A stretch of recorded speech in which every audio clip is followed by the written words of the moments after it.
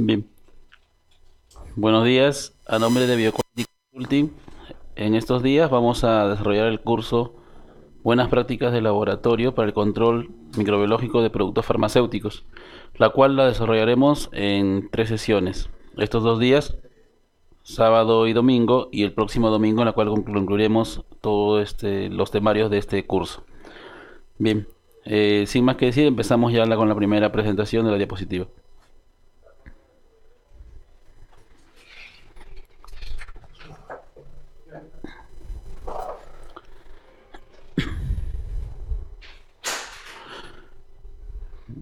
Bien, para poder desarrollar los tópicos de este curso, vamos a hacer una revisión de la norma, hoy en día ya hecha una resolución ministerial de MINSA, la cual nos da lineamientos específicos para poder desarrollar e implementar el programa de buenas prácticas de laboratorio en microbiología.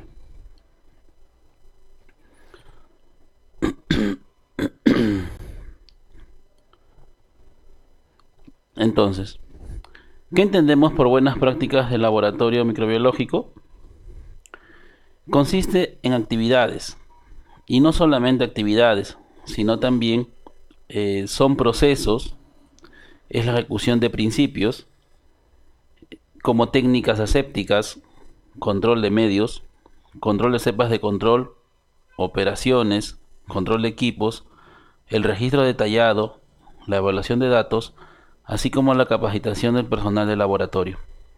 Entonces, las buenas prácticas del laboratorio microbiológico vendría a ser todas esas actividades desarrolladas dentro de un laboratorio donde, valga la redundancia, se realizan análisis microbiológicos para los productos, en este caso farmacéuticos. ¿Y por qué es un conjunto? Porque no solamente es el desarrollo del sistema, sino también el personal que se encuentra involucrado en cada uno de los procesos de un laboratorio microbiológico.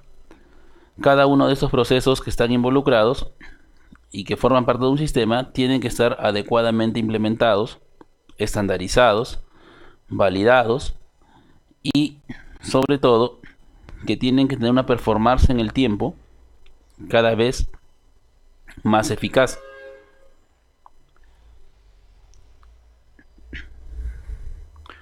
Estas buenas prácticas de laboratorio son parte de un anexo o un apéndice que dictó la OMS ya hace muchos años y lo llamó buenas prácticas de laboratorio para laboratorios de control de calidad farmacéutica. Esa gran norma o esa norma global constaba o consta hasta la fecha de 4 grandes bloques. El primer bloque o la primera parte es llamada gestión e infraestructura. El segundo bloque es llamada materiales, equipos, instrumentos y otros dispositivos. El tercero, procedimientos de trabajo. El cuarto, seguridad. Si ponemos a enfocar el primer bloque, gestión e infraestructura corresponde cada una de las actividades en las cuales el laboratorio que realiza ensayos, que realiza análisis de los productos farmacéuticos que se fabrican, va a dar directivas, va a dar lineamientos sobre lo que es la organización y gestión, sobre los sistemas de gestión de calidad, sobre el control de la documentación, cómo debe ser ese control, los registros detallados de cada una de las actividades que se realizan, bajo el principio de lo que no se registra, no existió, los equipos procesadores de datos. En este caso, la norma en la parte 1 nos va a hablar de la validación de los sistemas informáticos y las hojas de cálculo. El personal, cuál debe ser el enfoque según esta normativa para el manejo del personal, el control del personal, la optimización de los tiempos de personal. las instalaciones adecuadas para un laboratorio que hace control de calidad de productos farmacéuticos, cómo debe ser la gestión de equipos, de instrumentos y otros dispositivos que son utilizados para poder realizar los ensayos.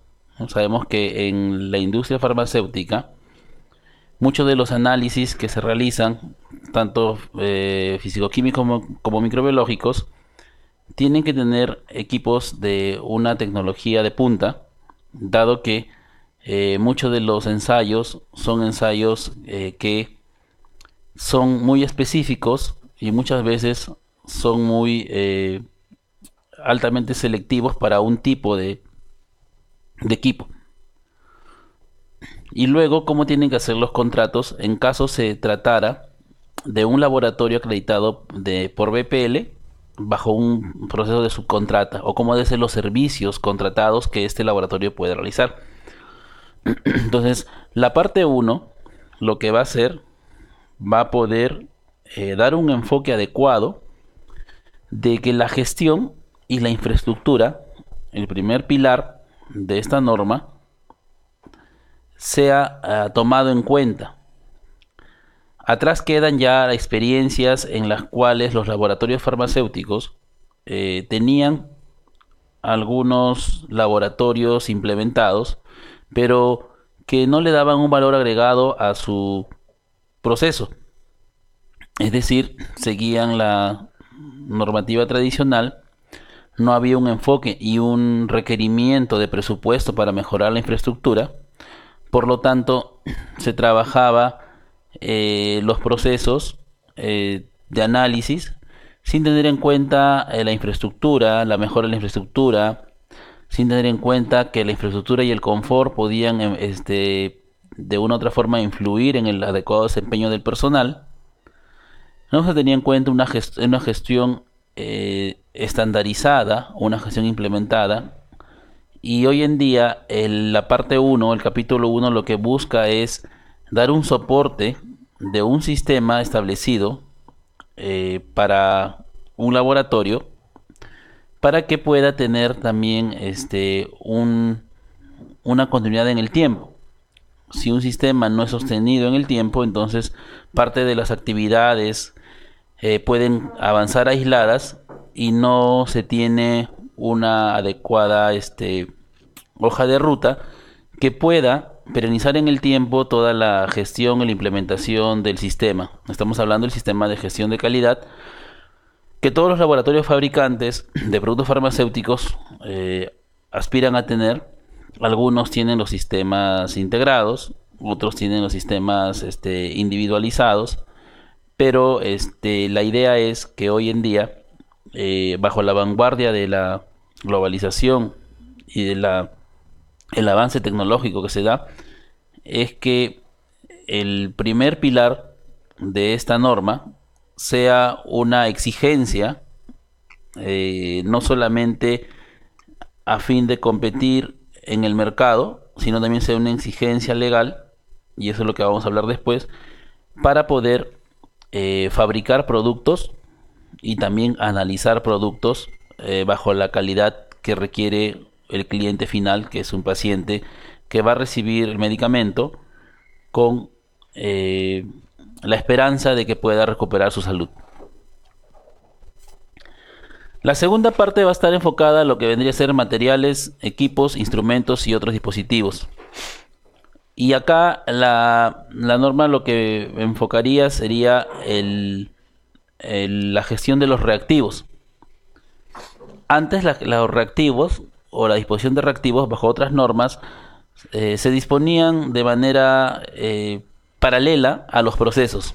Es decir, si yo quiero preparar, por ejemplo, un ensayo por HPLC, entonces yo era el gestor desde el inicio del ensayo hasta el final de mi proceso, de preparar el reactivo, de solicitar el reactivo, de repente también de tener contabilizados los stocks, ¿no?, que tenía que usar para mis determinados procesos de análisis, de verificar el vencimiento, de poder segregar los lotes que tengan una fecha de expira cercana, de poder eliminar aquellos que ya hayan caducado, de poder, si tenía dos o tres lotes, retirar aquellos que tenían vigencia muy próxima, usando la norma FIFO y FEFO, eh, y hasta llegar al proceso en sí de la preparación del reactivo, el rotulado adecuado de estos reactivos, la utilización del reactivo y el posterior análisis.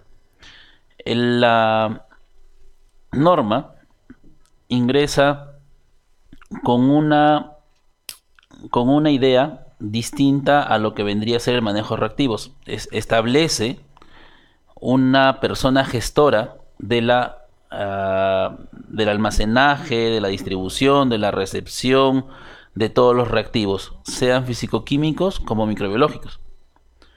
Entonces, va a dar una forma y una responsabilidad a un personal competente, un profesional competente que pueda hacerse cargo de esta gestión. La gestión de reactivos entonces tomará un nuevo rumbo en esta normativa.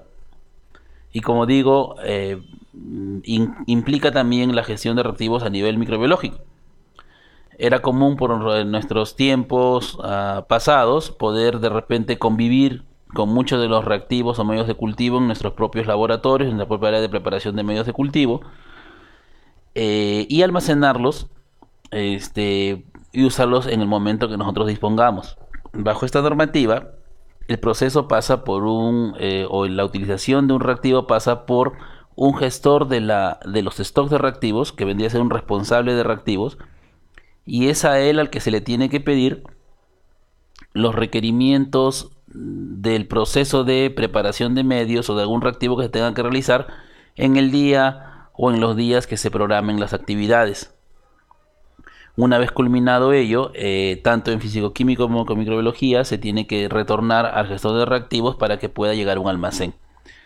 Se entiende que el gestor de reactivos tiene que poder controlar en un ambiente, en un almacén, todas las características ambientales que no puedan alterar la caducidad o la estabilidad del producto la cual está almacenando.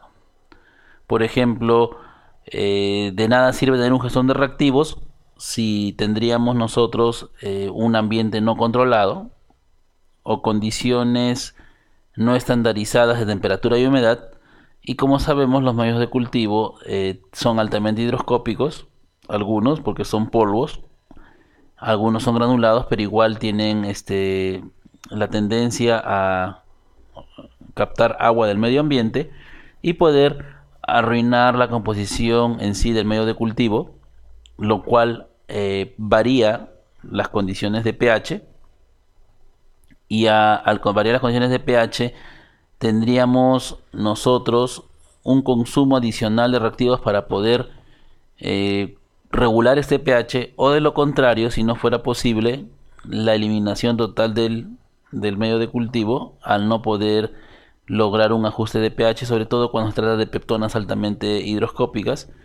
Ya es tanta la acidez o viceversa la calinidad del medio de cultivo que ya se tendría que renovar con un medio de cultivo nuevo. Entonces, importante esta figura, este profesional que indica la norma, que es el gestor de reactivos. Así como hay un gestor de reactivos, en la parte 1 también se amerita tener un gestor un gestor del mantenimiento, del seguimiento al mantenimiento y calibración de equipos. Entonces ya la primera norma, la primera etapa de la norma, o sea, la parte de gestión, nos va a enrostrar un profesional que se dedicaría primero a interactuar con el equipo multidisciplinario, porque sabemos que en todo laboratorio farmacéutico existe un equipo multidisciplinario. Hay personas en aseguramiento de la calidad, hay profesionales en calibraciones, en validaciones de procesos, en mantenimiento preventivo de equipos, hay personal en validación de técnicas analíticas. Entonces, bajo todo ese contexto y ese trabajo multidisciplinario, existe una figura como el gestor de mantenimiento de equipos y calibraciones, quien va a resguardar en todo momento que los equipos del laboratorio de control y por ende los de microbiología, porque también está en su responsabilidad, puedan en todo momento estar en su adecuada performance. Si se tratara de un equipo nuevo, el gestor de equipos tendría que velar por su instalación, primero por su recepción adecuada, por su calificación de operación, calificación de desempeño y calificación de performance.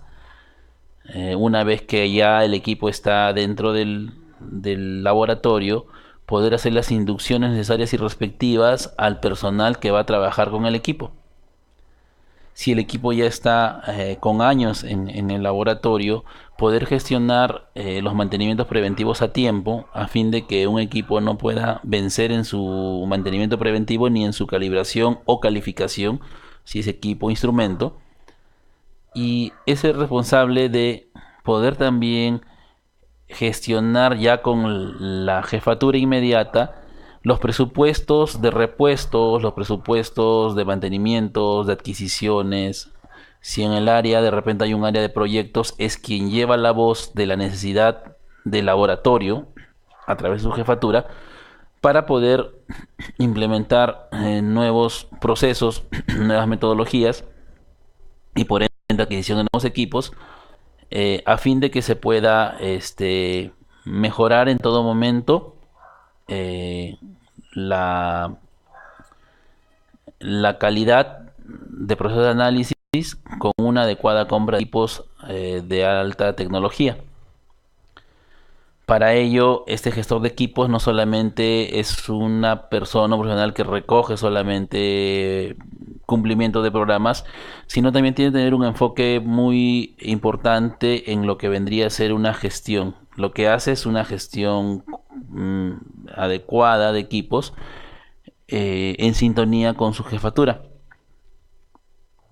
Bien, entonces estamos hablando ya dos figuras, el gestor de equipos y el gestor o la persona responsable de reactivos. Ya, algunos le llaman responsable de reactivos y responsable de equipos, de según el organigrama y cómo se haya distribuido. En otros casos, el gestor de equipos o responsable de equipos también forma parte de una figura distinta que también plantea la norma, que es el supervisor de BPL, y además algunos tienen su responsable de BPL. Para poder continuar, entonces el laboratorio, como ustedes saben, necesita de colaboradores y cada uno tenga la especialidad en un proceso adecuado. Está dirigido por una jefatura. La norma habla de que tiene que haber una persona competente para que lleve en adelante la gestión del laboratorio, el gestor del laboratorio, que sería la jefatura de control de calidad. En otros casos, la gerencia de calidad, dependiendo de cómo lo tenga establecido el organigrama propio de cada laboratorio farmacéutico.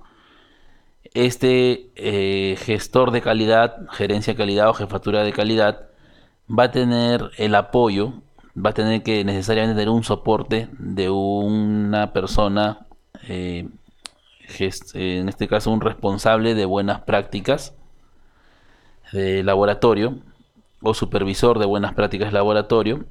En experiencias hay a veces un supervisor de buenas prácticas o de BPL y tienes adjunto un responsable con la cual trabajan, o en otros laboratorios solamente está el responsable de BPL. Es este responsable de BPL,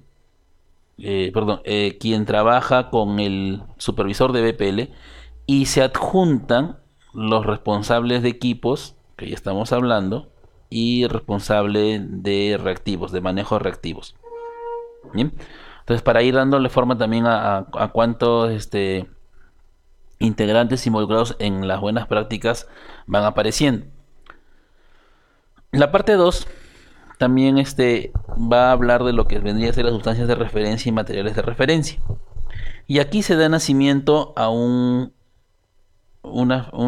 responsabilidad distinta. Bajo el nombre de responsable de estándares de referencia, estamos definiendo un profesional que se dedica a la adecuada gestión de ingreso y llegada de sustancias de referencia. Las sustancias de referencia, como sabemos, son sustancias patrones con las cuales se va a tener que estandarizar primero, o sea, sacar una potencia adecuada que me sirva de referencia para todos mis ensayos. Puedo tener estándares primarios, puedo adquirir estándares primarios, obtener estándares secundarios, trabajar con Working Standard y la adecuada gestión, dado que estos son procesos de importación y sobre todo la vigencia, el control, el manejo, está canalizada por una sola persona. No es conveniente que también esta responsabilidad quede suelta o redistribuida o adjunta al responsable de producto terminado, porque ya el responsable de producto terminado como tal tiene una responsabilidad, ¿no? Gestionar los análisis físico-químicos de los clientes, en este caso de producción, y emitir un resultado final de conformidad o no sobre el producto. Entonces, este responsable de producto terminado, como todos, y también el responsable de microbiología, porque bajo el término sustancia de referencia también estamos considerando los estándares como las cepas de referencia, ya que son estándares ATCC. El responsable de estándares lo que va a gestionar es que en todo momento el laboratorio que realiza ensayos microbiológicos o físico-químicos y que forma parte de un laboratorio farmacéutico, de un laboratorio de manufactura, tenga sus estándares vigentes a tiempo, de buena calidad y con resultados de potencia también de calidad, por lo cual él tiene que establecer un procedimiento adecuado en la gestión de su contrastación de estándares, las llegadas de importación, las cercanías a expira y también los procesos de validación de tiempo de vigencia, ¿no? El punto 12 habla de la calibración y verificación de desempeño y calificación de equipos, instrumentos y otros. Aunque esto puede ir unido a la gestión de equipos, o sea, el responsable de equipos también puede hacerse cargo de los instrumentos. En experiencias que se ha podido recoger, se ve también que en algunos casos lo lleva un área distinta al control de calidad, que sería el área de calibraciones. Ejemplos de áreas de calibraciones pueden ser aquellos que trabajan independientemente y se reportan en este caso, a dirección técnica, o también trabajan como parte del departamento de ingeniería y mantenimiento, o inclusive parte de aseguramiento de la calidad o de control de calidad. Sin embargo, lo último que he mencionado ya está dejado de ser usado porque control de calidad no puede ser juez y parte. Por ejemplo, si yo tengo un ingreso o un lote de fiolas, material volumétrico, que está a punto de vencer y yo le quiero dar ampliar la fecha de expira, entonces lo que yo voy a hacer como control de calidad es optimizar de repente las desviaciones de estándar que pueda obtener a fin de darle más tiempo de vigencia a mi material. Si tengo algunas diferencias en la evaluación de la data, no puedo yo también ser juez y parte de algunos resultados controversiales. Es por eso que se recomienda que sea un área distinta, ajena, que pueda juzgar sobre la calidad o no de los materiales. Entonces, como digo, puede estar dentro de un departamento de aseguramiento, puede ser un área que se reporta directamente a la gerencia de planta, puede formar parte de dirección técnica, del área de validaciones, pero inclusive al inicio existían empresas, no solamente farmacéuticas, sino empresas también en la industria alimentaria y otras, que tenían sus propios, parte del personal de control de calidad, así sus verificaciones, sus termopares y registraba sus documentos. Pero esta idea ya ha ido, en este caso, cambiando. Y hoy en día lo que se busca es la idoneidad del proceso de análisis y buscamos en este caso que pueda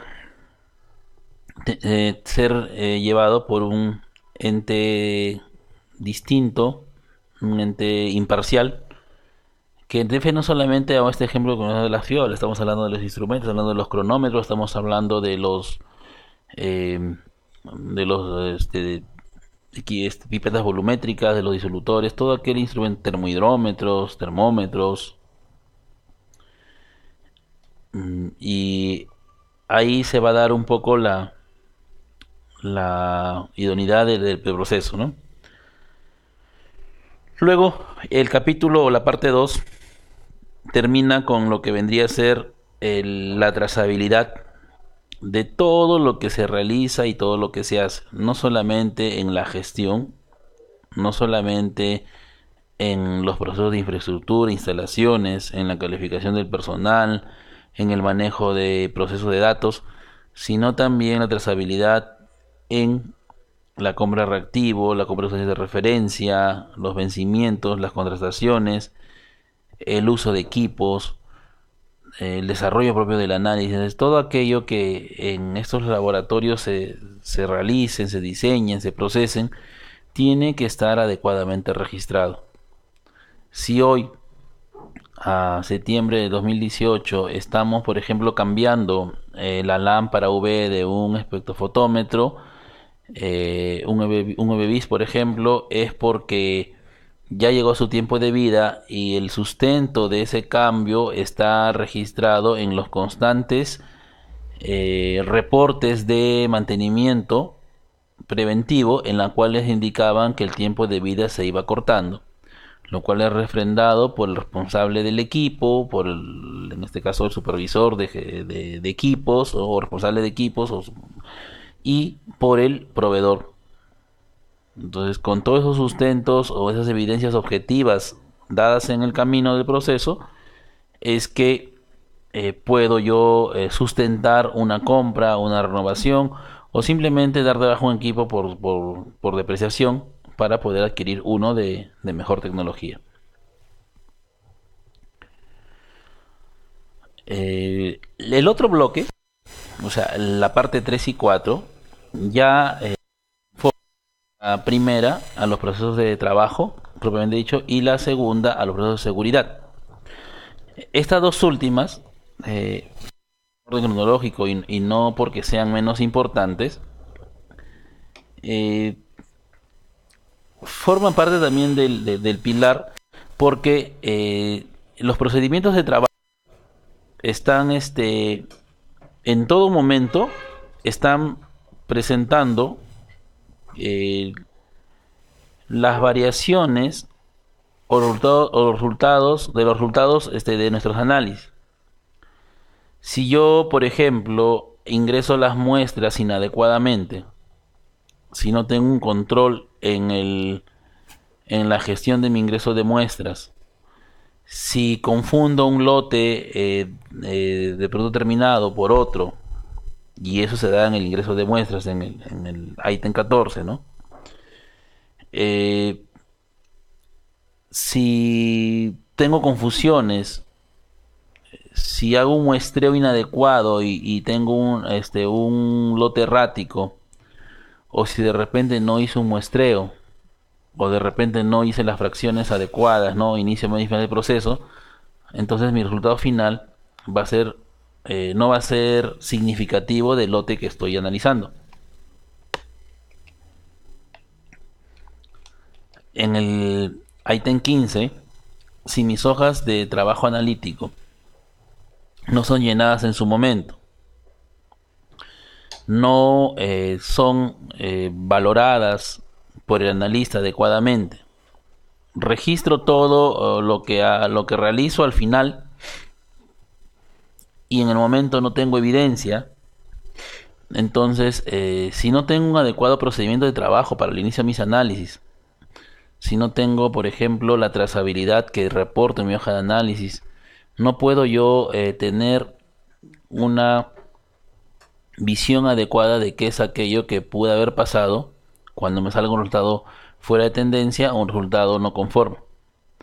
Entonces la importancia de que la hoja de trabajo analítico, el reporte analítico, la bitácora, como le quieran llamar, sea el documento en que en todo momento un analista en este tipo de laboratorios lo realice, es una cultura que debe vivirse en este tipo en este tipo de empresas con este ámbito laboral, ¿no? La manufactura de productos farmacéuticos. Pero así como sabemos, el sistema es una tendencia, es una cultura que se quiere afianzar y hay que tener en cuenta que es llevada por personas. O sea, el implementar un sistema, el llevar una cultura, el hacerla viva día a día, tiene un punto neurálgico. Es que lo realizan los hombres, personas, analistas, colaboradores, que en algunos procesos pueden tener una resistencia al cambio cuando lo puedan ver desde que es muy engorroso implementar esos procesos y obvio pasos para poder ser más efectivo. Entonces ahí queda un poco la tentación de poder interpretar, ¿no? Soy efectivo en mi proceso, pero bueno, pues ya lo reporto al final, junto todos los lotes y al final hago un solo reporte, o no registro en el momento, y cuando suceden las variaciones atípicas de resultados y queremos información de momento, no la encontramos, ¿no? Este procedimiento de trabajo, o sea, la parte 3 también va a enfocar lo que son validaciones de procedimientos analíticos, validación de métodos en este caso, con todas las características propias de lo que son las validaciones, ¿no? Está ahí la robustez, la especificidad, la precisión intermedia, la exactitud, eh, todos este tipo de validaciones están incluidos solamente para no solamente para lo que vendría a ser métodos no farmacopeicos o no oficiales, sino que también en este ítem está indicando de que si en caso no se pudiera validar o no requiera validar, mínimamente se le pide una verificación o una implementación del método y que debe ser registrado, ¿no? Haciendo pie al ítem 13 todo esto tiene que ser registrado para poder asegurar o aseverar de que se validó el proceso o se implementó un método de ensayo nuevo en el laboratorio. La parte 3 también tiene el ítem 17 y el ítem 17 va a hablar de todos los ensayos en sí, qué ensayos se realizan, cómo deben ser las pautas para iniciar un ensayo. Si es que tengo que, por ejemplo, iniciar en un día normal un ensayo, ¿qué es lo primero que debo yo evaluar? Mi ambiente de trabajo, mis condiciones ambientales, cuáles son los requerimientos mínimos para poder hacer un ensayo, que si puedo trabajar de repente por turnos, y cuando trabajo de repente por turnos, o en este caso cuando trabajo en jornadas o en días que no son de alta concurrencia, cuál es el requerimiento mínimo en la cual yo puedo trabajar, porque no se permite bajo esta norma trabajar solo, tiene que haber mínimo dos personas, sea de amanecida, sea de fin de semana, sea de feriado, porque esta norma, y lo va a decir la parte 4, busca mucho lo que es o vela mucho por lo que es la seguridad y salud en el trabajo. En todo momento, en la parte 4 va a hablar sobre los cuidados que debe tener el empleador, el gestor de calidad, el gestor de BPL, para poder darle las condiciones adecuadas al personal y ésta realice su trabajo de la mejor calidad. Sabemos que si no hay una calidad en las condiciones laborales, o sea, de ambiente de trabajo, parte del desarrollo, la competencia va a disminuir, ¿no? En la misma parte 3 tenemos cómo son la evaluación de los resultados de los ensayos, o sea, qué establece el sistema, porque lo que da la norma son alcances, y cada laboratorio establece un sistema de acuerdo a su necesidad y de acuerdo a cómo lo quiere implementar. Entonces, en el item 18 va a decir qué se establece como sistema para poder evaluar los resultados de los ensayos, ¿no? O sea, cuántas verificaciones tienen que hacerse, cómo es el RCD que tiene que ser permitido para los ensayos físico-químicos, para los microbiológicos, em, cómo se evalúa en el tiempo la competencia técnica de los analistas, cuáles son las características para poder de rangos entre analistas. En algunos casos se trata de analistas en tres fases o tres categorías: junior, analista, simplemente analista, ¿no? Analista junior, analista y analista senior. Cuáles son los procedimientos de autorización de análisis en el desarrollo de estos eh, procesos de obtención de un resultado físico-químico microbiológico. ¿Qué hacemos si hay un resultado fuera de especificación? ¿Cómo evalúo un resultado fuera de especificación? ¿Cómo evalúo un resultado que está fuera de tendencia? No son lo mismo, ¿no? Una fuera de especificación es ya un producto que ya está no conforme, y un fuera de tendencia es un producto que está conforme, pero de la tendencia en los últimos 15 lotes, 20 lotes, lo que se establezca el procedimiento, ha salido por encima o por debajo del valor o la media que comúnmente se obtiene. Entonces, los criterios de evaluación de estos resultados son tratados acá. Si el informe tiene interpretaciones, por ejemplo, si hay una interpretación adicional que se le está haciendo, además de emitir el reporte, cómo se debe hacer las interpretaciones, cómo se atribuyen los errores de los análisis, porque detectado de repente un error analítico se tiene que atribuir si es atribuido a equipo, atribuido a personal, atribuido a condiciones ambientales. ¿Cuál es el procedimiento para poder evaluar eh, el procedimiento, la herramienta que ayuda a evaluar adecuadamente estos resultados, ¿no? En algunos casos utiliza herramientas administrativas, herramientas estadísticas, herramientas como el Ishikawa, la espina de pescado, el diagrama de Pareto. Entonces, el laboratorio fabricante, ¿no? Farmacéutico, a través de su laboratorio de ensayo, tiene que establecer para el sistema cuáles son las directivas a tomar cuando suceda esto. Todo eso va a trabajarse en el capítulo 18.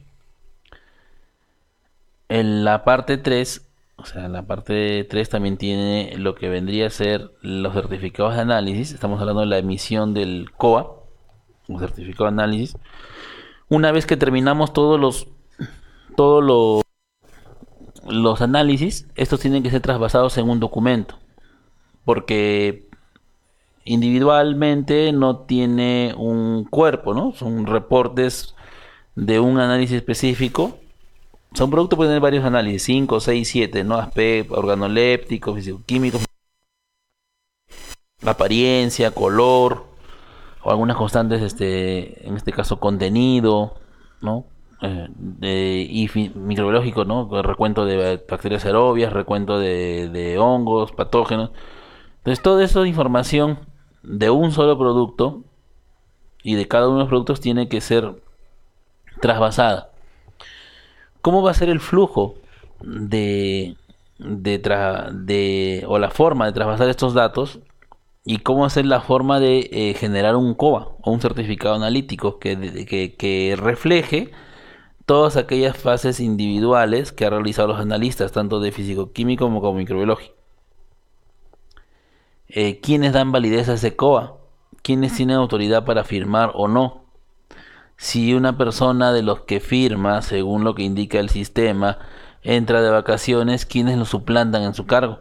¿Quiénes tienen la capacidad de poder firmar ante DIGEMIT? Entonces, todas esas variables tienen que ser enfocadas en el ítem 10, que son certificados, 19, perdón, que son certificados de análisis. Y finalmente, ¿cuáles son las directivas, lineamientos, la metodología que establece el laboratorio para las muestras de retención? Como sabemos, las muestras de retención son muestras legales. Estas muestras de retención tienen que tener un procedimiento de custodia adecuada, dado que ante una dilimencia estas muestras legales van a ser solicitadas para poder corroborar los resultados confrontados con un resultado dirimente. Y también aquí no lo dice, sí dice que da una responsabilidad, pero no da nacimiento a una responsabilidad o un jefe de contramuestras, pero normalmente es asumido por el jefe de control, o en otros casos por el jefe de control en proceso, ¿no? Como una corresponsabilidad para poder gestionar adecuadamente esas muestras retenidas. Y finalmente entramos ya a la parte 4, que es la seguridad. En seguridad habla netamente de normas generales en seguridad al personal. Cómo debe ser el uso de sus implementos de seguridad, qué implementos de seguridad deben ser administrados al colaborador que labora en la empresa, cuál es el flujo de solicitud de implementos de seguridad, cuál es el tiempo de vigencia o la renovación de implementos de seguridad, qué pasa cuando un personal se retira de la empresa y a quién deja esos implementos de seguridad, cuál es el procedimiento de cambio en este caso de accesorios de seguridad o de filtros cuando se trata de mascarillas para gases, qué peligros pueden haber en el desarrollo de su trabajo. Aquí también está encaminado la identificación de aspectos ambientales significativos, como también identificación de peligros y riesgos en el área de trabajo, en cada área específica. Incluye también el tema de seguridad,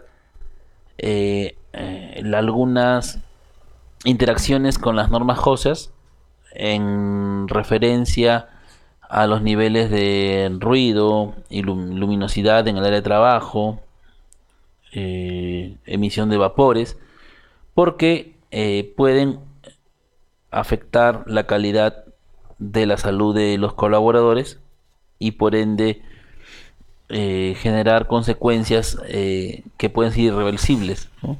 Dado que se trabajan con muchos reactivos químicos en su mayoría.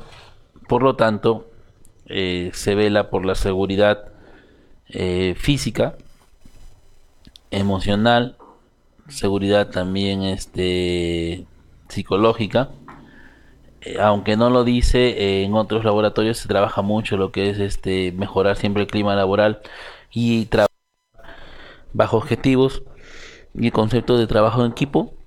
Estamos hablando de disminuir o aletargar los factores psicosociales propios de un laboratorio de ensayo, para que el personal que trabaje bajo esta norma pueda sentirse que trabaja bajo condiciones controladas de estrés, de fuerza de trabajo, entre otros. Bien, entonces estas son las 4 partes de la normativa. Y si ustedes observan, bajo esas 4 partes hay sombreadas en rojo cerca de 12 ítems. Y es que lo que aplica para la empresa, o sea, los laboratorios en general, o sea, laboratorios de ensayo, donde se realizan análisis para productos farmacéuticos, sabemos que hay 2 tipos, físico-químico, microbiológico, es también lo que se aplica para la norma corta, por decir así, la norma específica. De ahí nació también la norma de microbiología. que es motivo del curso de estos días. Bien, entonces la norma grande tiene un anexo llamado anexo 2 y este anexo simplifica lo que ustedes veían hace un momento, ¿no? Ustedes podían ver que teníamos 21 ítems de la norma de BPL para laboratorios en general, de control de calidad, y de esos dos están sombreados y que se encuentran acá. Están sombreados menos de 12, la norma específica añade unas cuantas más para que sean 12. Y vemos nuevamente, ¿ves? Se repite personal, instalaciones, validación de métodos, se repite equipos, reactivos y medios de cultivo. Es algo que sí existe como reactivos. Material de cultivo de referencia existe como estándar de referencia. Muestreo, por ejemplo, no hay en la norma general. Manipulación de muestras tampoco hay, así como de forma genérica, no particular. Eliminación de residuos tampoco. Aseguramiento tampoco. Y proyecto de trabajo y reporte de ensayo sí son contemplados en parte de ello. Entonces, esa es la normativa. Tiene 12 ítems. Partió de un informe de la OMS y luego fue tomando forma. Y hoy en día sabemos que es un requerimiento legal que se promulgó en el 2003 y ya en el 2018 se ha actualizado y se ha dado como mandatorio. ¿Cuáles son estos 12 ítems? En primer lugar tenemos al personal, nuevamente, y aquí lo pone como primera prioridad, mientras que en la norma general están considerando como primera prioridad trabajar sobre el sistema, que el sistema esté fortificado, esté establecido, que se haya adecuadamente en la cultura propia de los colaboradores. Aquí la norma para control microbiológico de productos farmacéuticos va a darle la primera prioridad al personal. Y vamos a describirlo paso a paso, ¿no? Cómo debe ser el personal, de qué capacidad tiene que tener el personal, cuál va a ser el enfoque que debe tener la gestión de calidad, la jefatura de calidad hacia el personal con la cual trabaja y todos aquellos aspectos que dan soporte al desempeño de los colaboradores. Lo toman como prioridad porque se entiende o entienden que no podría existir nada adicional para la implementación de ese sistema en microbiología si el personal no es tomado como prioridad. No solamente sus capacidades cognitivas, habilidades, sino también sus capacidades o habilidades blandas que muchas veces se dejan de lado en un laboratorio. Normalmente se cree que se tiene colaboradores que solamente producen, pero no se valora el valor agregado del ser humano que está brindando un servicio y que deja de lado procesos o situaciones propias de la persona, como su propia vida personal, para brindarse el servicio de lo que vendría a ser su puesto de trabajo y por ende el producto de lo que hacen cada día en su puesto de trabajo, que es generar un resultado de calidad que a la larga va a dar una satisfacción final en un cliente final que vendría a ser el consumidor de un producto farmacéutico. El segundo ítem sería las instalaciones. Las instalaciones que tiene que tener ya un laboratorio microbiológico. El capítulo general hablaba de infraestructura y acá hablamos de instalaciones adecuadas. Microbiología en los muchos años, en la mayoría de los laboratorios era el área en la cual se invertía menos, el área en la cual no había mucho presupuesto, el área más pequeña de un laboratorio farmacéutico, el área que trabajaba con menos personal, el área que podía ser incluso subsanado por personal con cierta experiencia. La norma va a decir lo contrario ahora, con cierta experiencia o con conocimientos de formación básica universitaria, ¿no?, en microbiología. Y bueno, pues sin mucha inversión, un área que no generaba costos, un área que tener un área de microbiología era como tener de repente un apéndice más de un, ¿no? de control de calidad, y en la cual no seamos consecuentes con la autocrítica, no se le daba un valor, no se le daba un valor, en algunos laboratorios sí, los que fueron los primeros pioneros, pero porque se iban así influenciando de las tendencias ya que se iban dando en Europa, ¿no? De las buenas prácticas, todo. Pero ya cuando se hace normativa, se le toma más interés, ¿no? Porque ahora ya no es que si quiero lo hago, sino no, porque tengo un nuevo plus para mi empresa, pero no me suma, es un valor agregado que yo lo quiero tener, pero ahora cuando ya es normativa, ya, o sea, así no lo quiera, si es que yo no lo implemento, o si es que yo no camino en sintonía con la normativa de buenas prácticas laboratorio, pues es que no voy a poder seguir analizando micrológicamente o fisioquímicamente mis productos en mi propio laboratorio.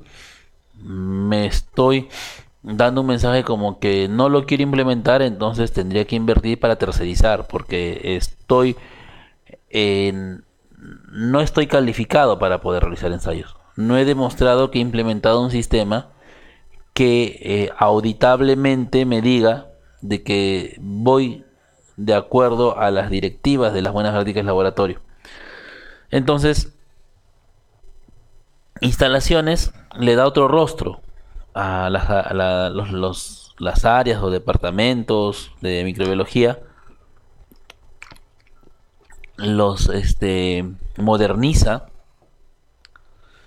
les exige bastante en la parte de ingeniería de aire, ingeniería de diseño, con el fin de que pues que por algún error de layout o diseño de estas áreas, porque en cada área de microbiología hay subáreas de trabajo, no se pueda dar una contaminación cruzada que afecte experimentalmente mi ensayo, ¿no? Y obviamente mi resultado.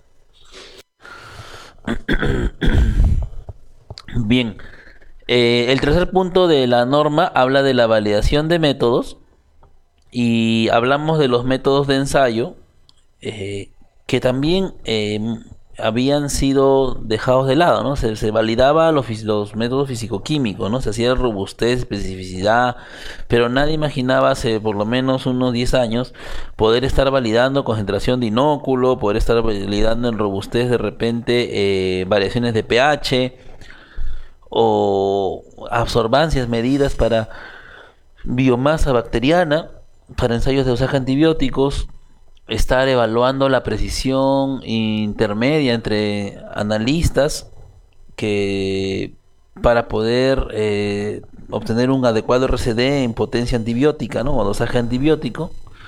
Entonces, o simplemente validar un proceso de manufactura, ¿no? Con resultados microbiológicos en paralelo que confirmen y corroboren que realmente está obteniéndose lotes estandarizados, lotes con carga microbiana también estandarizada, y que a futuro, cuando se quiera repetir o se quiera hacer una evaluación retrospectiva, no se pueda tener variaciones.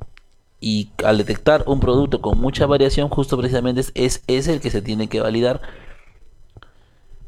¿no? Y es un trabajo continuo. Las validaciones son pedidos muchos en auditoría, y, y demuestran mucho el rigor, el soporte, la tenacidad. O sea, recuerden que cuando un laboratorio muestra sus protocolos de validación, lo que está mostrando es el esfuerzo de todo el grupo humano, o sea, del área de validaciones, del área de calibración de equipos, del área de ingeniería, del área logística incluso, del responsable de reactivos, del que desarrolló la validación, el equipo profesional de control de calidad, de calibraciones, validaciones, el que interpreta, el que trabaja estadísticamente los resultados, el que pudo velar porque los equipos tengan su calificación a tiempo, el que te forzó, tentó o retó el equipo.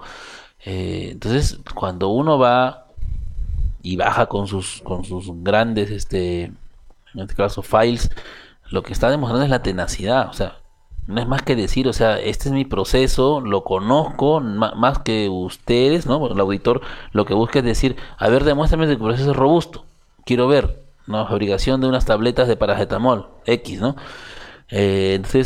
Bajar o enseñar un protocolo de validación de métodos de analíticos o de validación de procesos, es decir, mire, es demostrar la tenacidad y la tenacidad que tiene el laboratorio, no solamente el laboratorio, sino también la tenacidad que tiene el cuerpo profesional que trabaja ahí. O sea, vamos, no estamos entregando solamente documentación de por sí, estamos entregando el esfuerzo mancomunado de un grupo de profesionales que trabajan y que apuestan para demostrar de que en todo momento los requerimientos y las exigencias internacionales a través de estas normativas las interpelan, ¿no? Las interpelan y las hacen práctica, ¿no? Bien. Luego también la norma habla de una gestión adecuada de equipos. O sea, así como había un gestor de equipos, aquí se dan, más allá de la gestión y todo, se dan las directivas de los equipos. En microbiología se dan variedad de equipos. Desde equipos de, de incubación, ¿no? O sea, equipos tipo incubadoras que van a medir la temperatura dentro de una cámara cerrada, hasta equipos que menos sofisticados que solamente van a medir, en este caso, absorbancia, o van a medir la van a medir el grado de conductividad del agua para usar en medios de cultivo. Entonces, la variedad de equipos hay desde potenciómetros, balanzas, incubadoras, hornos. Se trabajan muchas constantes físicas, cronómetros, termohidrómetros, así como instrumentos, ¿no? Tenemos instrumentos también distribuidos en la microbiología que son variables, ¿no? Material volumétrico, no volumétrico, pipetores, vernier, cronómetro, cuentacolonias. Son equipos, si uno analiza y compara de repente la cantidad de registros que uno hace en microbiología por equipos, se da cuenta, un laboratorio medianamente, ¿no? Medianamente es formado o establecido, se da cuenta que es bastante. No supera, pero casi se acerca o se aproxima a los equipos que tiene, en este caso, el área físico-químico. La diferencia es que el físico-químico tiene equipos enseriados. Puede tener 3 4 HPLCs, pero sabemos que son HPLCs, ¿no? Que varían solamente en la forma. Pero el microbiólogo, personal competente en microbiología dentro de un laboratorio farmacéutico se va este, diversificar en tener equipos, y esto le pide, le exige también de que pueda conocer del funcionamiento adecuado de estos equipos, ¿no? O sea, no todos los equipos funcionan igual. Algunos tienen un principio eh, termodinámico, otros tienen un principio termostático, otros tienen fuerzas de presión centrípeta y centrífuga. En fin, el ítem 5 de la norma va a hablar de los reactivos y medios de cultivo. Va a ser muy exigente con los medios de cultivo. No solamente busca la calidad organoléptica, no solamente busca que sea estéril, sino que estos medios de cultivo sean testeados con patrones de referencia. Y no es el clásico ensayo cualitativo, ¿no?, que hacíamos antes. Era hacer un estriado, sembrar y bueno, ya conformarnos con ello. Sino también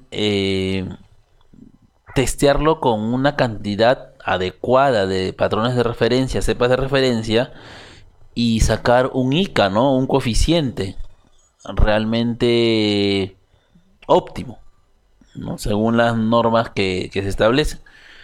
Entonces ya estamos seleccionando incluso al proveedor que nos va a vender el medio de cultivo, porque ahora han surgido alternativas mucho más económicas, pero no sabemos que esa alternativa económica realmente tenga una alta eficiencia.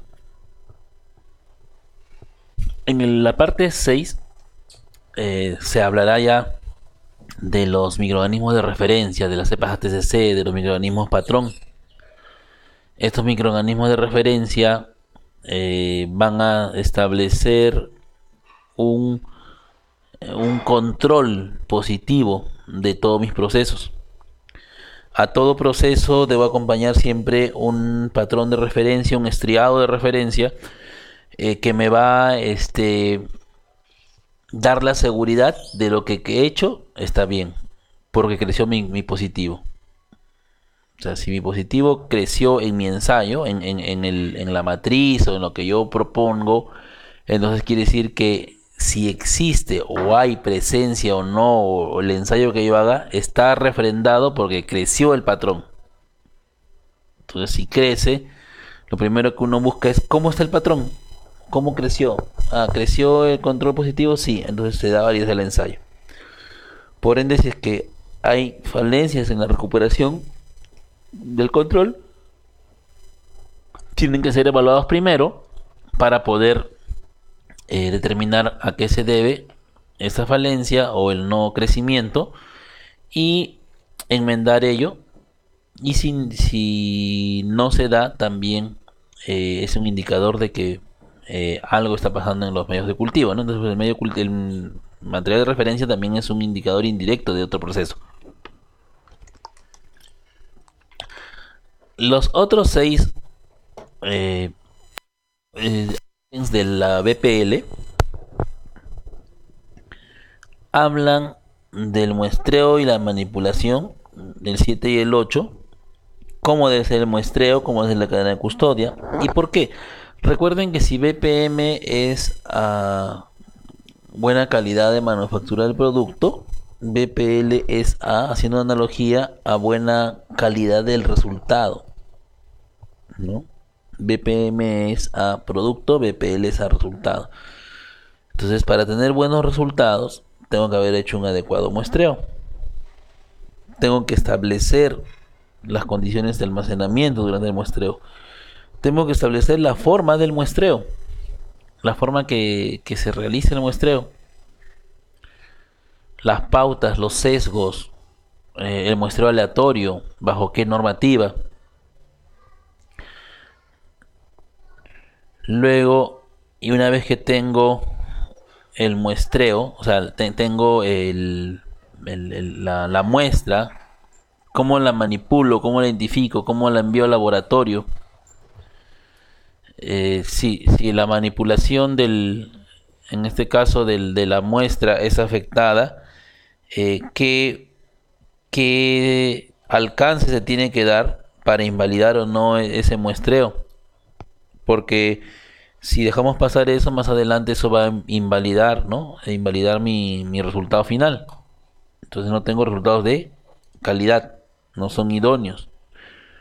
Entonces el muestreo lo que busca es, o este capítulo de manipulación e identificación de muestras, busca acercar los posibles aspectos o errores que puedan darse, errores al azar que se puedan dar, y poder darle un soporte, o sea, acercar cuando uno ya tiene un ensayo no conforme atípico, decir, bueno, ¿fue muestreo? No fue muestreo. ¿Fue manipulación? No fue manipulación. Entonces ya tengo ya respuestas a favor de que mi proceso ha sido adecuado, ¿no? El ítem 9 habla de la eliminación de residuos contaminados, ahora muy de boga con el tema medioambiental.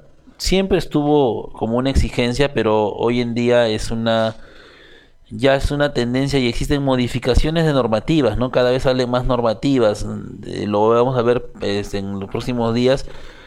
Normativas cada vez más exigentes, ¿no? Antes nos decían de repente autoclavemos y botemos todo lo microbiológico a generales porque ya esto está decontaminado.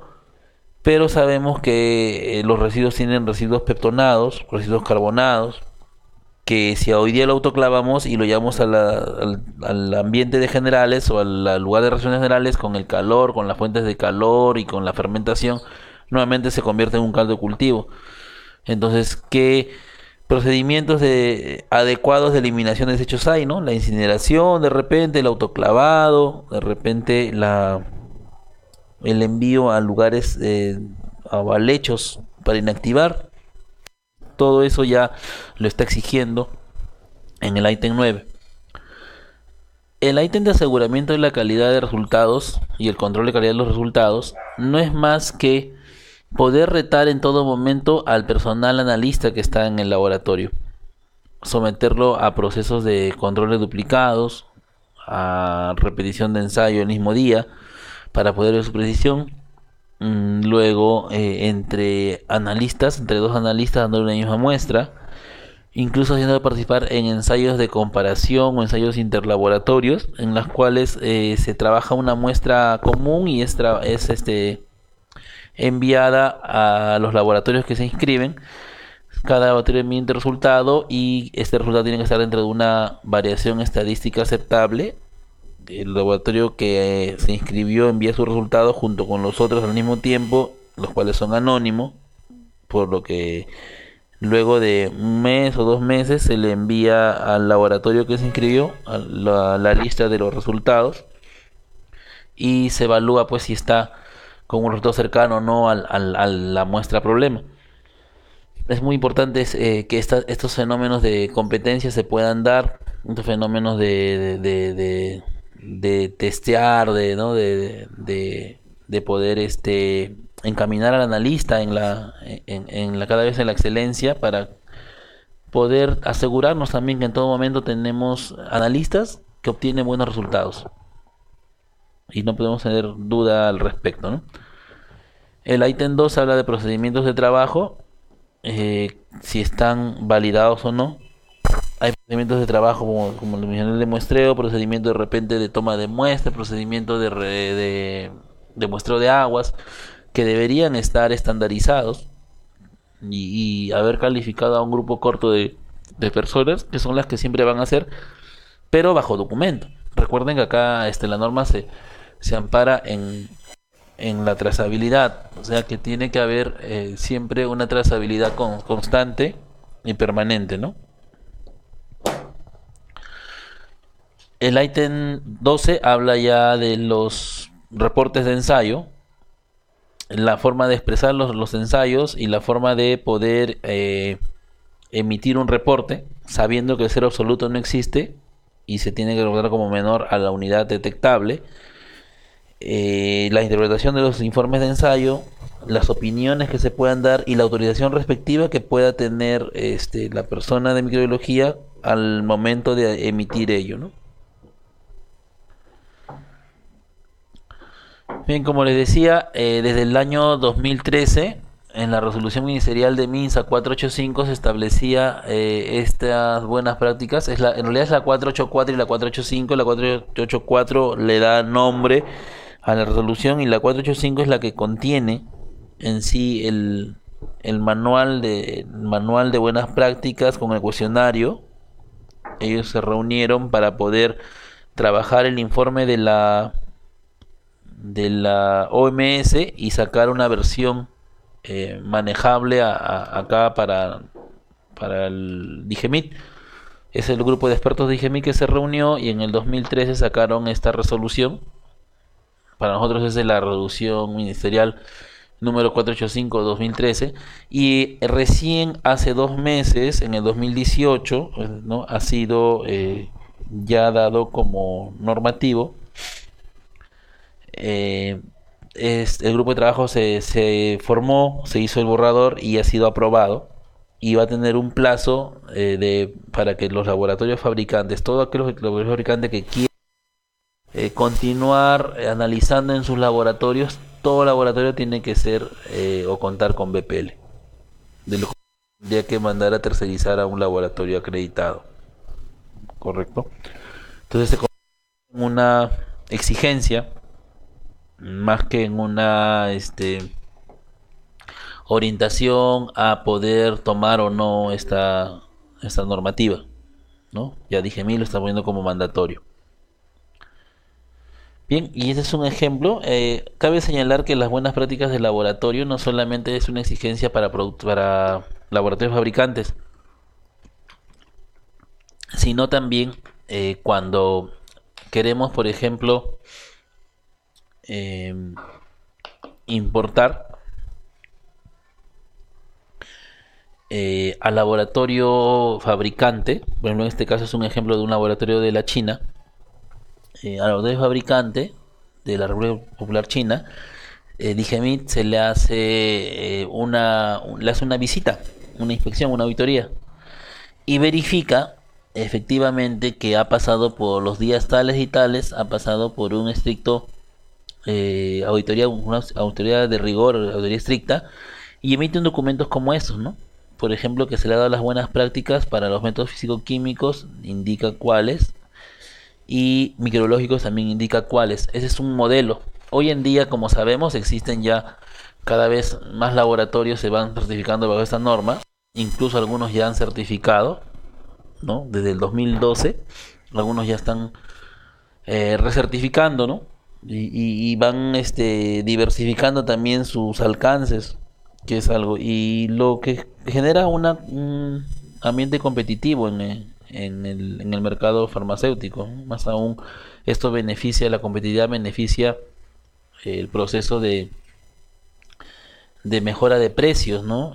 Para que cada día los laboratorios sean fabricados de calidad y a precios cada vez más competitivos. Sabemos que es un esfuerzo, sabemos que es un incremento en los presupuestos, pero eh, cuando se hace cultura, cuando se vive día a día, se puede trabajar con la norma, se puede seguir caminando con la norma y esta cultura se quede más arraigada en cada una de las personas que laboran en el laboratorio farmacéutico, ¿no? Bien, vamos a revisar rápidamente el-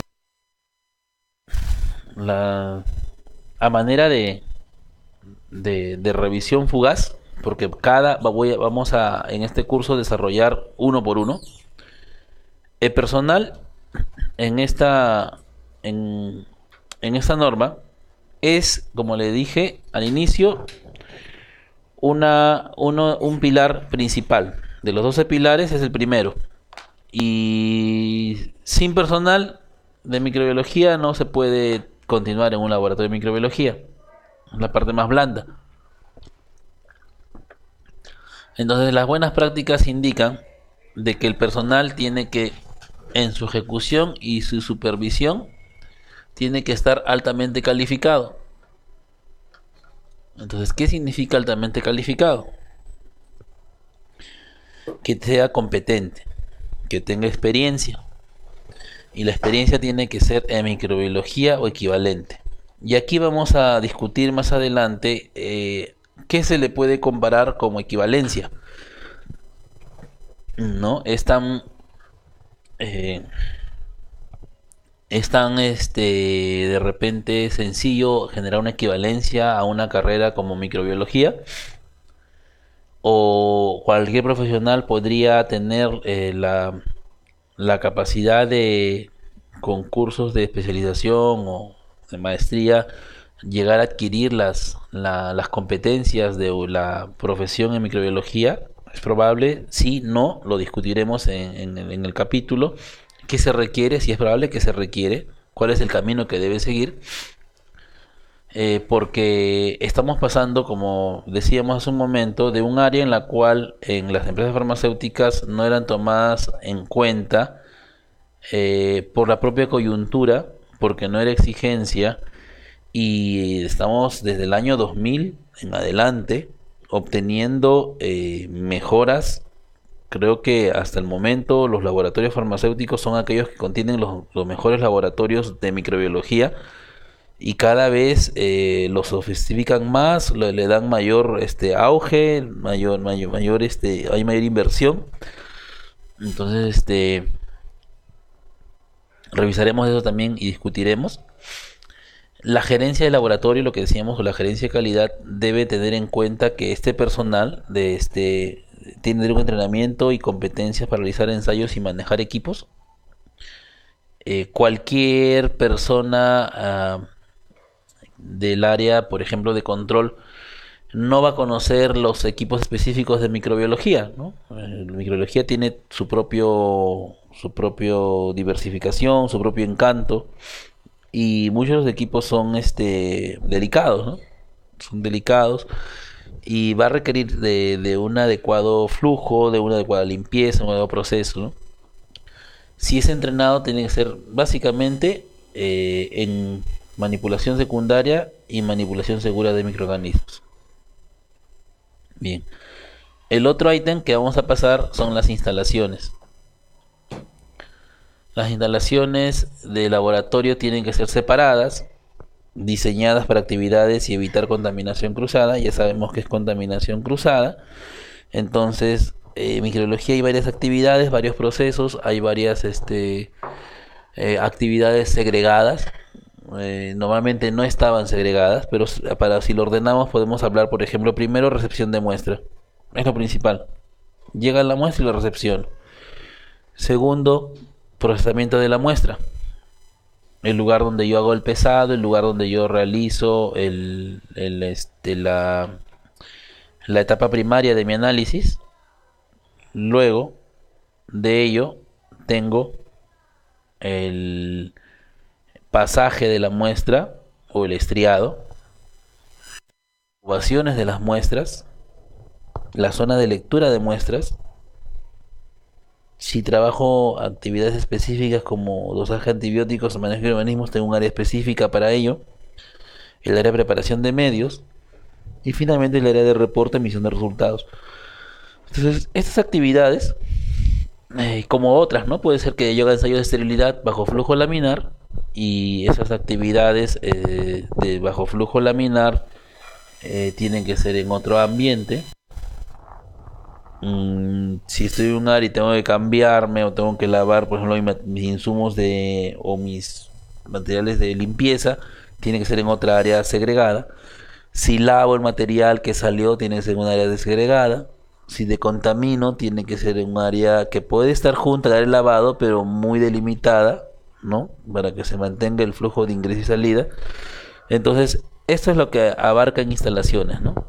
Segregadas las actividades sin realizar contaminación cruzada, los materiales que sean adecuados, solamente personal autorizado podría ingresar a microbiología, y que en todo momento esas instalaciones tengan condiciones ambientales como temperatura y humedad y además la presión diferencial. Eso es muy importante porque de eso dependemos. El equipo de un HBAC de un área de microbiología lo que va a tener siempre va a darle el confort y la temperatura. Cualquier incremento o variación en temperatura no sea un factor adicional a un recuento obtenido, ¿no? Y que el aire no sea siempre fuente de contaminación.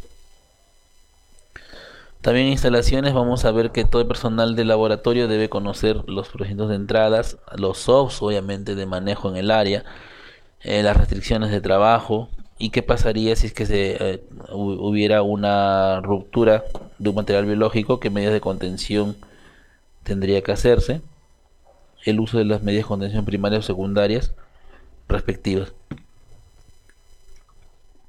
El área de instalaciones también habla de la calificación de áreas, que las áreas tienen que ser calificadas. Cuando desarrollemos la normativa 2, vamos a ver lo que propone la OMS.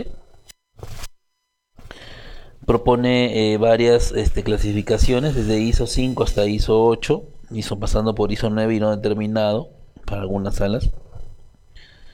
Luego el ensayo de esterilidad siempre ser trabajada como área de manufactura estéril, ¿no? En condiciones de operación. En instalaciones también se habla de que se debe tener un monitoreo ambiental, monitoreo de las condiciones ambientales, como también el monitoreo ambiental como paralelo al recuento de microorganismos, en este caso las partículas vivas. Y este monitoreo tiene que tener un programa, tiene que trabajar necesariamente los dos métodos, el método de exposición en placa como el método de impacto, a raíz de que se pueda trabajar estos métodos, no solamente las condiciones ambientales del ambiente, sino las condiciones ambientales microbianas, se pudieran establecer cartas de control en la cual se analicen las tendencias y se pueda ya brindar los límites de alerta y acción.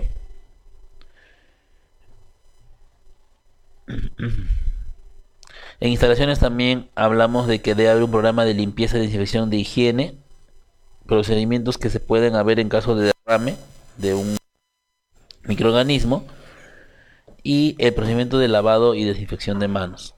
Normalmente se va a instalar en lavado y desinfección de manos gel desinfectante para poder sanitizar, ¿no? O desinfectar la superficie de la palma de las manos y no tener una contaminación o incremento de la contaminación. Si se ensayó esterilidad, hay que tener en cuenta de que el área de trabajo tiene que ser grado A o una cabina de bioseguridad.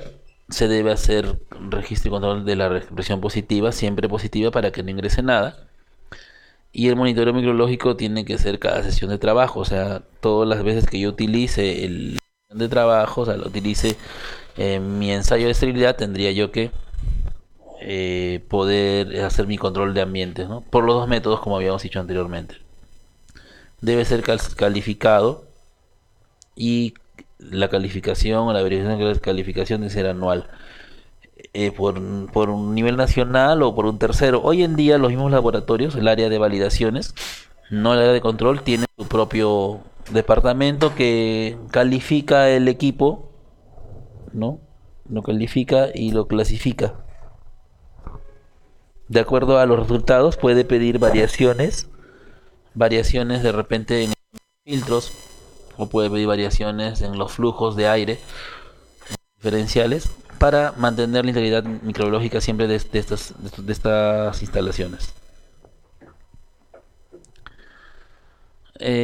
Algo rápido que lo vamos a ver también en este curso no lo vamos a tocar a fondo porque es parte también de otro curso particular, es la evaluación de métodos de ensayo microbiológico. Vamos a considerar que bajo el mismo concepto que se utiliza en el área físico-químico podemos también evaluar la exactitud, precisión, especificidad, selectividad, límite de detección, cuantificación, linealidad y robustez. Cualquiera de estos métodos, de estas variables para una validación son consideradas también en un método analítico microbiológico. Vemos acá un ejemplo de un dosaje de antibióticos. Por ejemplo, si queremos hacer la precisión, tenemos la repetibilidad y la reproducibilidad, en la cual los analistas en un solo día, cada uno trabajando un estándar y 3 muestras, pueden sacar resultados reproducibles. También podemos obtener la repetibilidad de un analista en 2 días de evaluación, haciendo una valoración con 3 muestras y un estándar por día. Podemos ver la robustez de ese método variando la vigencia del inóculo, variando en la vigencia del estándar, ¿no? Porque el estándar dice en la farmacopea en algunos casos usar el mismo día, pero otros dicen usar no más de 14 días. Pero podríamos modificar, ¿no? Si bien es cierto la farmacopea dice no más de 7 días, o algunos dicen hasta 14 días, yo de repente hacer pruebas, por ejemplo, ¿qué pasa si es que yo lo hago a los 20 días, a los 28 días? ¿O qué pasa si yo dicen no, descartar el mismo día, yo lo pongo a los 3, a los 4, a los 7? Entonces esas variaciones que yo pueda tentativamente hacer pueden formar parte de mi validación del método de ensayo, ¿no? Y la especificidad valorando en paralelo una corrida de placebo sin analito, ¿no? Si es específico o no para en este caso, el fármaco que yo quiero seleccionar. Comúnmente ya la farmacopea en dosaje antibióticos trae ya la lista de cepas altamente específicas para antibióticos de referencia, al cual se quiere evaluar. Bien, la metodología también va a hablar de los equipos que sean identificados. Es importante que las buenas prácticas en microbiología le va a dar orden. O sea, ya las normativas ya establecidas anteriormente o algunas normativas dictaminadas antes del año 2015 hacia abajo, 2014, tenían enfoque BPL, pero no eran parte de la BPL. De repente tenían enfoque BPL según Farmacopea, que también es un capítulo que dice muchas cosas, ¿no? Sin embargo, en algunos se equivoca y se contradice, bueno, con el uso de microondas por la homogeneidad. Pero han habido, pues, normas, incluso hay normas de competencia técnica, en la ISO 17025, normas, que nos van a guiar y dar fortalezas. Pero ya lo importante de BPL es que le dé un orden. O sea, hay muchas versiones, en el mundo hay muchas versiones de normativas que mejoran la calidad y el desempeño de un laboratorio, pero las buenas prácticas se vuelven oficiales para poder unificar bajo ello un solo parámetro, trabajar adecuadamente, ¿no? Como concepto de BPL y que sea universal. Para llegar a que sea universal estamos ya a un paso, ya la OMS lo viene afianzando en esta norma. DGMIT lo ha acogido, no ha hecho más que traducir y de repente mejorar alguna parte de la redacción a nuestra realidad, pero está más del 90% siendo acogido. Inclusive DGMIT en esta norma ha incrementado algo más, que vamos a verlo en medios de cultivo, ¿no? Ha incrementado una experiencia de separar los inhibitorios con los medios de cultivo no inhibitorios a fin de no tener contaminación cruzada. Los equipos tienen que tener un programa de documentado, un control de uso. La calificación tiene que tener su etiquetado adecuado, su historial, las personas autorizadas, procedimientos y que sean accesibles. Aquí hay un detalle importante. El historial en los equipos es de trascendencia para poder decidir al momento de cambio de un repuesto, decidir de repente una renovación de equipo. Y muchas veces se minimiza el dejar el historial. O sea, apagó el equipo indespectivamente y uno lo vuelve a prender, sabe que está fallando y por no llevarlo inmediatamente al área de ingeniería, el equipo se arruina, ¿no?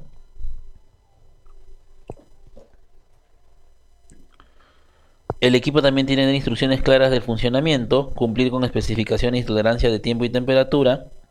Tiene que tener sensores para el control o monitoreo y estos deben ser calibrados. El funcionamiento del timer debe ser verificado y tiene que ser sometido a validación y revalidación. O sea, ya por BPL todo, absolutamente todo se estandariza.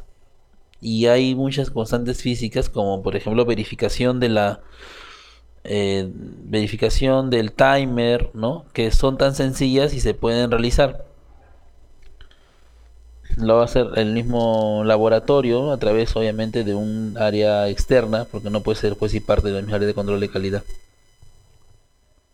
El equipo también es que dice que en las estufas se debe recomendar hacer 2 lecturas diarias.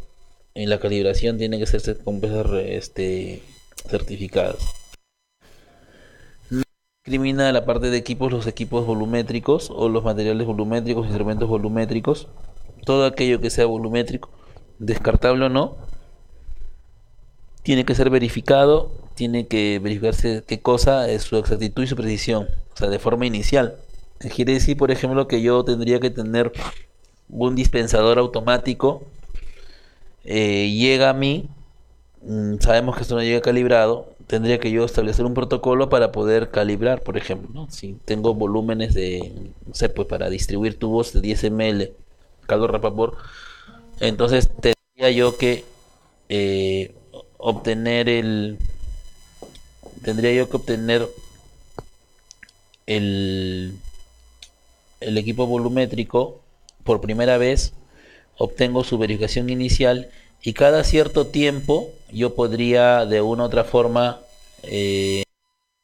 verificarlo. Yo establezco el tiempo, o sea, si le doy de mucho uso y es descartable, basta con la verificación inicial. Pero si de repente yo lo necesito, entonces sí tendría que establecerle periodos más cortos. Hay que discriminar porque yo podría tener material de vidrio y sé que lo someto a otras temperaturas y ya para qué lo verifico si sé que en 6 meses lo voy a desechar o lo voy a segregar, ¿no? Igual, igual sucede con los conductivímetros, con los pachímetros y cualquier otro implemento o equipo, instrumento o equipo que se utilice en microbiología, y todo eso está contemplado en el capítulo 4. Luego tenemos los reactivos y medios de cultivo. Eh, Le da realce a los reactivos y medios de cultivo. Uno de las actividades principales de los medios de cultivo es que se tiene que buscar primero proveedor calificado. Ya no se permite de repente que el laboratorio compre a ciegas un medio de cultivo. Se supone que lo que está asegurando es la calidad del producto final, que es un resultado. Entonces, primero, tu proveedor tiene que ser calificado. Para tener calificación de proveedores, el mismo sistema tiene que apoyarte en generar un procedimiento manejable, amigable, que pueda calificar mi proveedor. Sabemos que por la competitividad de precios, los medios de cultivo conocidos, ¿no? La casa americana, como que van siendo dejadas de lado para buscar alternativas más económicas. Y de que existen, pueden existir. Pero primero calificar a su proveedor. De qué fuente es, y de cómo sintetiza, cómo distribuye sus medios de cultivo, porque estos se hacen en lotes grandes y luego salen al mercado en recipientes más pequeños. Luego, que este proveedor garantice que los activos son de calidad. Y cómo lo va a hacer, o cómo demuestra eso con un test llamado promoción de crecimiento de medios de cultivo.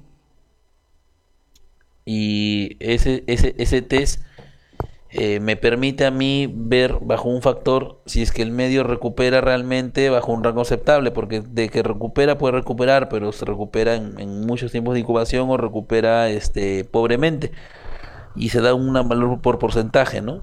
Bajo las pruebas. Y si se pone un antagónico, puede ser que no crezca o que crezca. Va a depender mucho del microorganismo antagónico en la cual quiero que testear yo al medio de cultivo. Estos medios de cultivo van a ver también la vida útil de los medios preparados. Si fueran irradiados, tienen que ser validados porque puede generar también un fenómeno de resistencia o inactivación del medio de cultivo.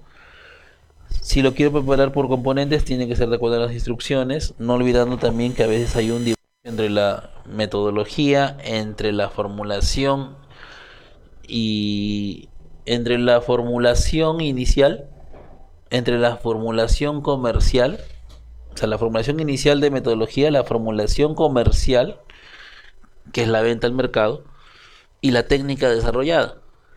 Entonces hay que, siempre mandatorio es la técnica. Si la UCP indica, por ejemplo, echar tales ingredientes y mi formulación comercial no lo tiene, entonces no lo puedo usar. Si la formulación comercial tiene los mismos ingredientes que la formulación de técnica de la USP, pero el pH varía, entonces tengo que acogerme al pH de la USP, ¿no? Otro detalle es que da mucho realce, así como también en la norma inicial, al agua. El agua es considerado un reactivo y es el reactivo inicial para poder preparar los medios de cultivo. Por lo tanto, su conductividad no debe pasar de 2,0 micro siemens por centímetro cuadrado centímetro, y el pH siempre de 5 a 7. Agua de calidad microbiológica libre de sustancias inhibitorias. Se entiende por qué, sobreentiende, ¿no? Que si tuviéramos sustancias inhibitorias en un medio de cultivo,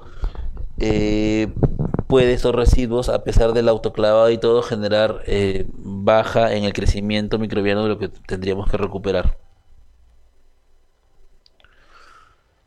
Otra cosa que se inserta también es que sea el material exclusivo. O sea, el material tiene que ser exclusivo, que el reparto sea bajo flujo laminar siempre cuando se plaquea.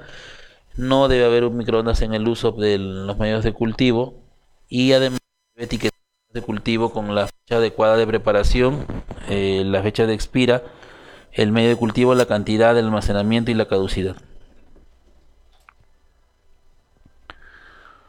En las cepas de referencia, como ya lo hemos indicado, usadas para calificar, verificar y calibrar equipos de misma potencia de contenido, validar métodos, permitir comparación de métodos, sirve como control positivo y para hacer pruebas de promoción que lo habíamos visto anteriormente.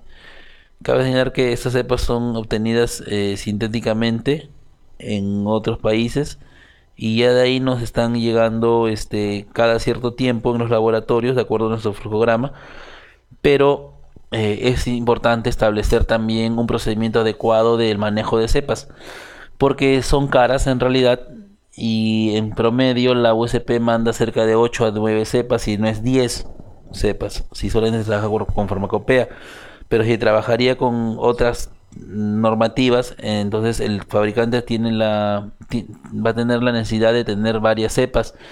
Entonces las cepas tienen un tiempo de vida cerca de 3 años, y el sachet que tiene tiempo de vida de 5 meses o a 2 años, me parece. Y la idea es establecer un protocolo que me permita optimizar y darle el mayor tiempo de vida sin afectar el tiempo de vida real del liófilo al cual no lo suspendemos para obtener las placas de granulación o de trabajo como se indica, ¿no? Y lo vamos a explicar. Entonces esos cultivos de referencia pues, ven el desempeño, validan métodos, verifican idoneidad y aseguran a evaluar el rendimiento actual. El muestreo también es tomado por la norma, debe ser cubierto por el sistema de gestión, sujeto a auditorías internas, la desinfección no debe alterar o comprometer la muestra. Si la desinfección altera la muestra, mejor no se realiza, ¿no? La desinfección. Se debe dar un control y registro de las condiciones de almacenamiento. Este es un tema muy, muy discutido, porque cuando se hace muestreo de aguas, por ejemplo, muestreo de procesos, no se está tomando en cuenta que esté de 20 a 25. Como sabemos, en los tanques de preparación de medios de cultivo, en los tanques de preparación de jarabes o fármacos o suspensiones, se puede tomar una muestra de la parte superior de la tapa o también de la parte inferior del caño, ¿no? O salida que le dicen. Y antes de ello hago un procedimiento de desinfección. Puede ser que el procedimiento de desinfección afecte la estructura externa y por ende, como por ahí, recuerde que se va a hacer una limpieza por la parte exterior del caño y también por parte de la parte interna que está ahí. Y de repente una desinfección al momento de que salga la muestra, dado que tiene actividades antimicrobianas, no tenga nada y me llevo esa muestra y esa muestra está afectando o compromete mi nivel microbiano. Pero si la desinfección no debe comprometer el nivel microbiano, entonces se tiene que evaluar qué método de muestreo se va a utilizar, cómo son las condiciones, eso es controlado. En el transporte, una controversia hasta hoy es, por algunos fabricantes, es yo muestreo de inmediato y por lo tanto no debería tener mi cadena de frío, o sea, no estoy trabajando con mi cooler y llevándolo. Pero ese es en una estandarización propia personal. Pero sería bueno tomarlo como una actividad para no caer de repente en la falta de integridad de la muestra por un incremento de la temperatura. Y el muestreo tiene que ser por un personal altamente calificado. En la manipulación debe haber un procedimiento, debe registrarse toda información pertinente, debe haber condiciones de almacenamiento bien definidas, debe haber un procedimiento de submuestreo. ¿Qué se entiende por submuestreo? Una vez que nos entregan la muestra, ya en el campo de trabajo, en el mechero, en el área de trabajo, yo tengo que tomar subalículas. Si por ejemplo me dieron 3 frascos, un jarabe para microbiológico inicio medio y final, yo tengo que se entiende por lógica un bull. No coger solamente uno, porque quiero tomar la porción más representativa de todo el lote. Pero la pregunta es, ¿saco un bull en torno a otro bull? Al inicio, estos procedimientos de submuestreo son engorrosos porque se empieza a trabajar cada matriz. O sea, cada matriz tiene que ser trabajada adecuadamente. O sea, no es lo mismo trabajar tabletas, no es lo mismo trabajar jarabes, no es lo mismo trabajar de repente unas cápsulas, o lo que vendría a ser también unos óvulos. Un analista lo puede trabajar, por ejemplo, una tableta que tiene fácil ruptura o fácil disgregación en medio líquido, solamente ingresándolas al medio de cultivo sin machacar y agitándolas y homogenizando. Pero no es lo mismo de repente otro analista que sí lo machaca, que sí lo tritura y después con cucharita lo va a ingresar. U otro analista que de repente se encuentra con tabletas altamente duras con una dureza y lo que quiere es disgregar al máximo, ¿no? Las cápsulas, que una cosa es disgregar la parte interna y otra cosa es separar la cápsula del exterior, y de repente otro analista que quiere hacer una homogenización, primero lo somete en un baño de agua atemperado, que no debe pasar 45, luego de ello se logra la homogenización de la cápsula con el fármaco, teniendo una solución pastosa, y de ahí se sorbe el inóculo. Como también aquellas sustancias o materias primas que son difíciles de solubilizar, por ejemplo el aerosil, y que solamente, primero, que se tiene que hacer en frascos de mayor capacidad para pesar la cantidad, y segundo, que nunca se va a solubilizar y lo que solamente se hace es una especie de un lavado externo de la materia prima, y eso es lo que se siembra. Entonces, todos esos procedimientos de su muestra tienen que estar escritos. Pocas experiencias hay de que se ha escrito. En la industria de alimentos sí, es mucho más porque INACAP lo solicita, ¿no? Pide un procedimiento de cómo se trabaja la muestra, porque lo que quiere evaluar es competencia técnica, es decir, que en todo momento el resultado que emita ese laboratorio pueda ser similar al resultado que emita otro laboratorio de ensayo. Entonces cada laboratorio tiene que tener un propio procedimiento estándar. Entonces ellos tienen y han trabajado, ¿no?, muestras duras, muestras como granos. Entonces igual se podría hacer una similitud y una analogía para poder trabajarlo en fármaco. Después la eliminación de residuos contaminados, lo vamos a ver también, los procedimientos que se puedan haber y la gestión que tiene el laboratorio para poder ajustarse a las normativas o regulaciones nacionales e internacionales que no afecten la seguridad del trabajador ni tampoco la seguridad del medio ambiente. Para ello es importante tener en cuenta los conocimientos de bioseguridad, la clasificación de bioseguridad y la clasificación de bioseguridad y las barreras primarias y secundarias que se deben tener para poder enfrentarse a los microorganismos en base a la clasificación de bioseguridad, que sabemos que son 4. El nivel 1, 2, 3 y 4, cada uno con rangos, siendo el tercero y el cuarto los de mayor peligro y el 1 y el 2 los que son de menor peligro. La 3 y 4 se solicita ya una cabina de bioseguridad para poder trabajar esos microorganismos, y la 1 y 2 es uno en la clínica y lo 3 lo que vendría a ser los laboratorios pequeños de docencia, y que no necesitamos muchas barreras de bioseguridad, ni primarias ni secundarias, ¿no? Básicamente las primarias, pero ya en 3 y 4 sí se requiere tomar mayor énfasis en estos niveles. También el patógeno que se utiliza es cada vez más agresivo. Y la normativa en aseguramiento de la calidad habla de la desviación de manejos, de la repetición de pruebas, qué pasa cuando se repite una prueba, qué pasa cuando añadimos muestras a un analista para que ver su competencia, cómo hacemos su aptitud, ¿no? Garantizar la coherencia de los resultados y su conformidad de criterios definidos. En procedimientos de ensayo, que también lo habla en capítulos generales, habla de que toda actividad crítica debe ser procedimentada. Uno, creo que eso lo tienen la mayoría de laboratorios de ensayo, pero lo otro que pide debe ser validada. O sea, primero tiene que salir de una farmacopea los ensayos, los procedimientos alternativos tienen que ser validados. Si yo, por ejemplo, tengo una actividad crítica, por ejemplo, muestreo de ambientes y superficies en una planta farmacéutica, entonces hago los pasos adecuados para poder validar al personal que va a hacer ello. Muestreo de sistema de apoyo crítico agua, entonces busco el staff, ¿no? de profesionales que puedan hacer eso o técnicos auxiliares que hagan ello y bajo un documento brindo las pautas para poder estandarizar los métodos de muestreo, así como estandarizamos los métodos de submuestra. Para iniciar un análisis también estandarizar los métodos de muestreo.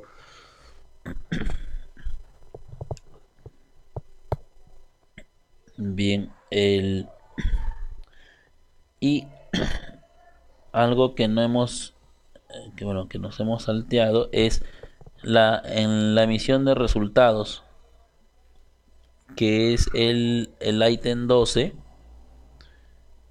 No sé si lo vemos directamente acá. La norma también buscaba, aquí está, la norma también buscaba estandarizar y uniformizar criterios. Y uno de los principales criterios era los reportes de ensayo, ¿no? Antes se decía ausente, pero sabíamos ausente en qué, ausente en gramos, en mililitros, en 25 miligramos, 25, en 10 gramos. Entonces lo primero que dice, sabe si es que se quiere tener un límite de detección, primero dice, el cero es absoluto, no puedes tú ponerme 0 UFC, pues no existe. Si tienes la mínima unidad detectable, entonces pones menor a, en este caso, la unidad mínima. Si estamos hablando de una dilución, se multiplica por 10, será menor a 10 UFC, pero si no tenemos ni una dilución y es muestra original, sería menor a 1. Luego, el resultado no debe ser administrado como 0, que ya lo expliqué, ¿no? Y los resultados cualitativos deben ser reportados por unidad, ¿no? Si tengo 10 gramos, o 25 gramos, 50 gramos, detecto o no detecto en ensayos cualitativos, tengo que poner por cuánto.